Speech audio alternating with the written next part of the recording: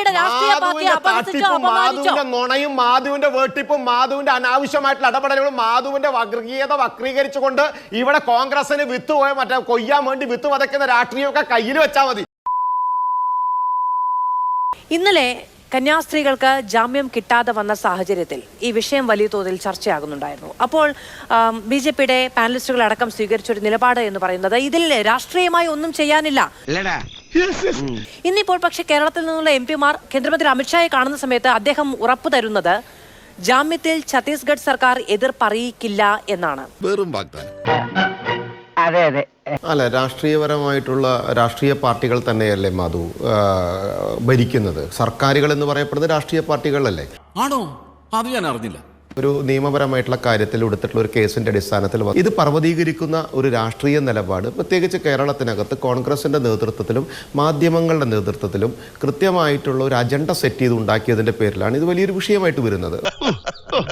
മനസ്സിലാക്കി കളഞ്ഞല്ല. പിന്നെ നോക്കൂ, ഒരു റെയിൽവേ സ്റ്റേഷനകത്ത് കൃത്യമായിട്ടുള്ള രേഖകൾ ചോദിക്കുന്ന സമയത്ത് അത് ഇല്ലാതെ വരുന്ന സമയത്ത് എടുക്കുന്ന കേസ്. അപ്പോൾ തൃശ്ശൂർ റെയിൽവേ സ്റ്റേഷനിൽ ഉണ്ടായ വിഷയവും അത് തന്നെയാണ്. അതേപോലെ തന്നെ നിരവധി സ്ഥലങ്ങളിലും ഇതേപോലെ തന്നെ വിഷയങ്ങളുണ്ടായിട്ടുണ്ട്. ആഭ്യന്തര വകുപ്പ് രാഷ്ട്രീയമായി തെരഞ്ഞെടുക്കപ്പെട്ടതല്ലേ എന്നങ്ങ് ചോദിച്ചു. അങ്ങനെയാണോ ആനുകാലിക ഇന്ത്യയിൽ എന്ന് എനിക്കറിയില്ല. ഒരു പാർട്ടിയെ, സർക്കാരിന് നേതൃത്വം നൽകാൻ കഴിയുന്ന പാർട്ടിയെ രാഷ്ട്രീയമായി തെരഞ്ഞെടുക്കുന്നതാണ്. ആഭ്യന്തര വകുപ്പ് രാഷ്ട്രീയമായി തെരഞ്ഞെടുക്കപ്പെട്ടതാണോ എന്നുള്ളത് അങ്ങയുടെ രാഷ്ട്രീയ ശീലം വെച്ചോ അങ്ങയുടെ പാർട്ടിയുടെ രാഷ്ട്രീയ കാഴ്ച. ഞാനൊന്ന് പൂർത്തിയാക്കട്ടെ ശ്രീ ഉല്ലാസ് ബാബു.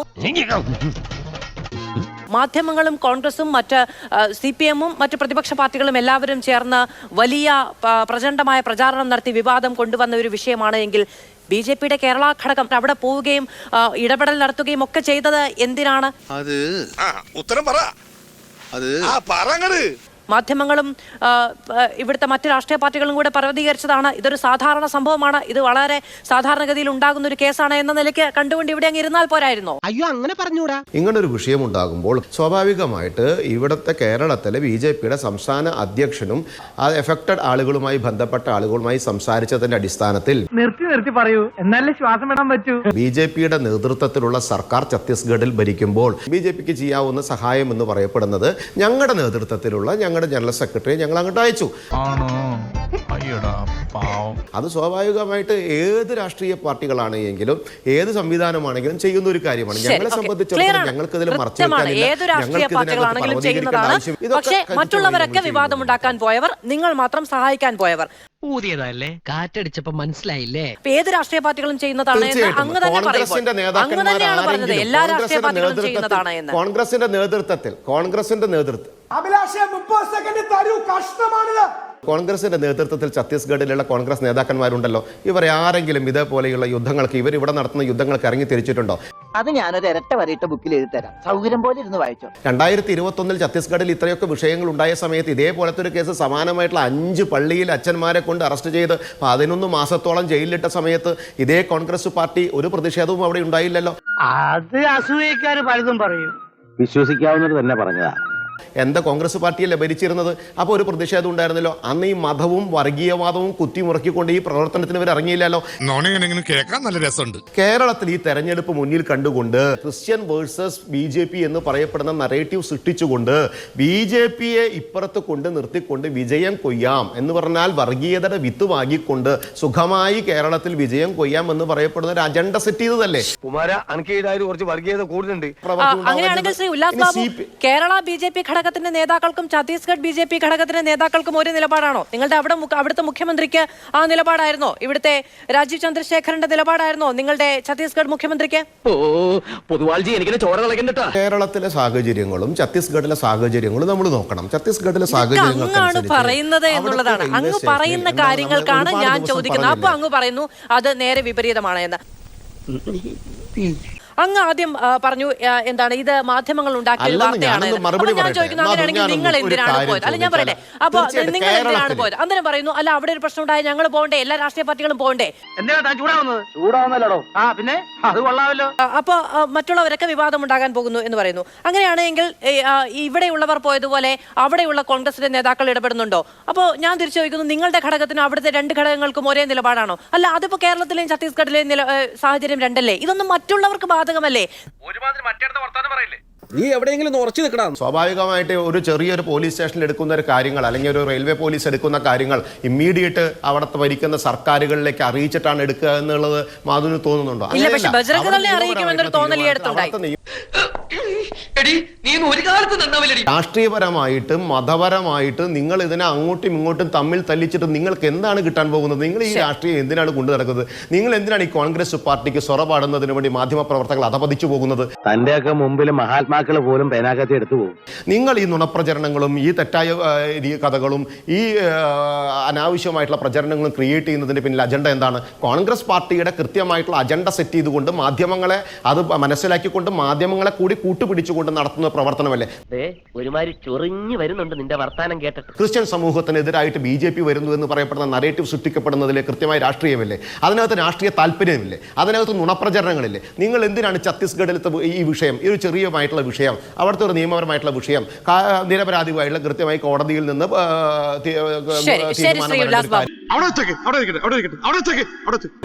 ഛത്തീസ്ഗഡിലുണ്ടായ ഒരു ചെറിയ വിഷയമാണ്. അതിനെന്തിനാണ് തെരുവിലിറങ്ങിയത് എന്ന് അടുത്ത തവണ കേക്കുമായി പോകുമ്പോൾ നിങ്ങൾ ബിഷപ്പുമാരോട് അടക്കമുള്ളവരോട് കൂടി ചോദിക്കണം, ഇവിടുത്തെ സഭാ നേതൃത്വത്തോട് കൂടി ചോദിക്കണം. ഇതൊരു ചെറിയ വിഷയമല്ലേ, നിങ്ങൾ എന്തിനാണ് പ്രതിരോധിക്കാൻ ഇറങ്ങിയതെന്ന്. കോൺഗ്രസ് പ്രതിഷേധത്തിൽ ഇറങ്ങുമ്പോൾ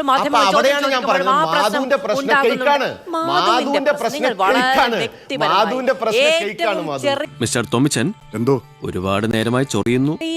ഏറ്റവും ചെറിയ തരത്തിലേക്കാണ് നിങ്ങളത് അത് വ്യക്തിപരമായി ഉന്നയിക്കുന്നതിലൂടെ നിങ്ങൾക്ക് ലക്ഷ്യങ്ങൾ ഉണ്ടായിരിക്കാം. ഇപ്പോ ഞാൻ ഒരാളാണോ ഈ കേരളത്തിൽ ഇത് ചർച്ച ചെയ്യുന്നത്? ഞാൻ ഒരാളാണോ ഈ കാര്യത്തിൽ ഒരു ചോദ്യം ചോദിക്കുന്നത്? എന്റെ ഒരു സ്ഥാപനം മാത്രമാണോ ഈ വിഷയത്തിൽ ചർച്ച ചെയ്യുന്നത്? അല്ലെങ്കിൽ രാഷ്ട്രീയ പാർട്ടികളും മാധ്യമ പ്രവർത്തകരും മാത്രമാണോ ഈ വിഷയം മുന്നോട്ട് കൊണ്ടുപോകുന്നത്? വല്ല കാര്യമുണ്ടോ? എന്തിനാണ് ഇങ്ങനെ ഇല്ലാന്ന് നടക്കുന്നത്? സഭ, ഓരോ സഭാ നേതൃത്വവും അതിന്റെ ബിഷപ്പുമാരടക്കം വാ മൂടിക്കെട്ടി സമരത്തിനിറങ്ങിയ ഒരു വിഷയം കേവലം ഏതെങ്കിലും രാഷ്ട്രീയ പാർട്ടികളോ ചില മാധ്യമങ്ങളോ അല്ലെങ്കിൽ ഒരു അവതാരകയോ മാത്രം ഉന്നയിക്കുന്ന ഒരു വിഷയമാണെന്ന് ചുരുക്കി കാണിക്കുന്നതിലൂടെ അങ്ങ് എന്ത് നേടാനാണ് എന്ന് ഞാൻ അങ്ങയുടെ ഭാഷയിൽ അങ്ങോട്ട് തിരിച്ചു ചോദിക്കാൻ ആഗ്രഹിക്കുന്നു.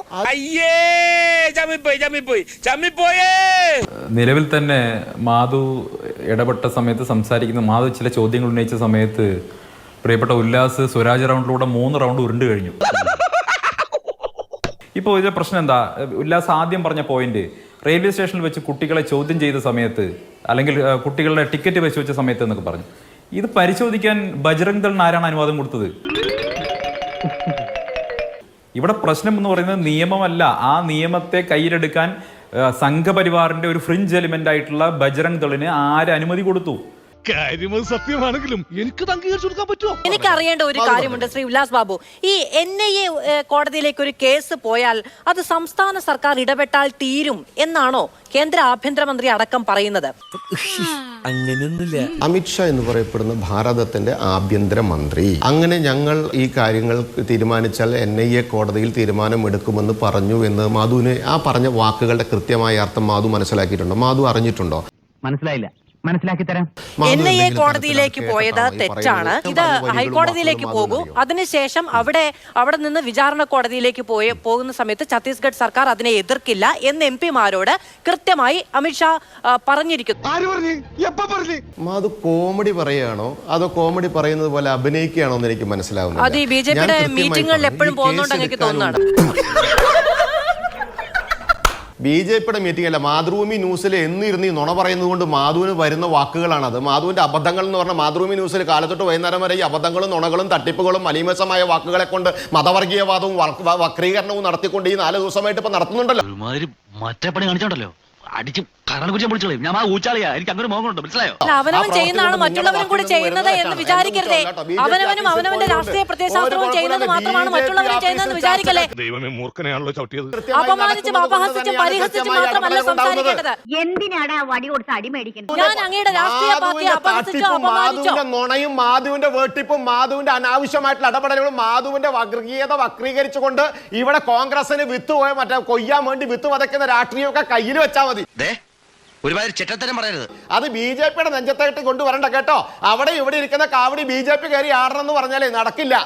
ഇവന്റെ ഒക്കെ കൊരവള്ളി മുറുക്കിയവൻ കാര്യത്തിൽ നിയമപരമായിട്ടൊരു കേസ് എടുക്കുന്നു. ആ കേസിനകത്ത് നിയമപരമായിട്ട് എടുക്കേണ്ട ഒരു തീരുമാനം, ആ തീരുമാനത്തിനകത്ത് കോൺഗ്രസ് പാർട്ടി കേരളത്തിനകത്ത് രാഷ്ട്രീയപരമായിട്ടുള്ള താല്പര്യത്തിന് വേണ്ടി ക്രിസ്ത്യൻ വിഭാഗത്തെ കൈകലാക്കാൻ വേണ്ടിയിട്ടും അവരുടെ വോട്ട് മേടിക്കാൻ വേണ്ടിയിട്ടും വർഗീയവാദം ഉണ്ടാക്കുന്നതിന് വേണ്ടി പരസ്പരം തല്ലിക്കാൻ വേണ്ടിയിട്ടും അങ്ങയുടെ ആഭ്യന്തരമന്ത്രി പറഞ്ഞ കാര്യത്തെ നിയമപരമായി വിശദീകരിക്കാനുള്ള കഴിവില്ല എങ്കിൽ ചെയ്യാൻ കഴിയുന്ന ഒന്നാണ് ഈ മാലയ്ക്ക് മുത്തു കോർക്കുന്നത് പോലെ ഇങ്ങനെ എന്തൊക്കെയോ വാചാടോപങ്ങൾ നടത്തുക. പിന്നെ നാണക്കെടുത്തി വിശദീകരിക്കാൻ കഴിയില്ല എന്നതുകൊണ്ട് ഇരുന്ന് പാട്ടുപാടുക എന്ന രീതി അവലംബിക്കുക എന്ന് പറയുന്നത് ഒരു രക്ഷപ്പെടാനുള്ള ഒരു ഉപാധിയായി കാണാം. ലോകത്ത് ഇതുവരെ കാണാത്ത ഒരു വേഷവും കിട്ടി ഇറങ്ങിയിരിക്കും. ഇവൻ പൊട്ടന്റെ കയ്യിൽ നിന്ന് 2 വാങ്ങിയിട്ടേ പോകുന്ന തോന്നുന്നു. ആ ജേർണലിസ്റ്റിനോട് ആ ചോദ്യത്തിന് ഉത്തരമാണ് പറയേണ്ടത്. അല്ലാതെ ആ ജേർണലിസ്റ്റിന്റെ പേര് ആവർത്തിച്ച് പറഞ്ഞ വലിയ ജേർണലിസ്റ്റ് കാര്യങ്ങൾ ചിരിക്കല്ലേ, വലിയ തമാശ കേട്ട മാതിരി പഠിച്ചുകൊണ്ട് പറയൂ ജേർണലിസ്റ്റ്. മാധ്യമ പ്രവർത്തനത്തിന്റെ പേരും പറഞ്ഞ് തട്ടിപ്പ് പറയുമ്പോൾ അതിനെ എതിർക്കുന്ന സമയത്ത് നിങ്ങളെയൊക്കെ പേടിപ്പിക്കാൻ മരണ നേരം ഞാൻ വല്ല കാക്കേനെ കല്ലെടുത്തെറിഞ്ഞ പോരെ മാധുവോ? ഒന്നുമില്ല, അങ്ങേക്ക് കാക്കയെ കല്ലെടുത്തറിയാൻ തോന്നുന്നുണ്ടെങ്കിൽ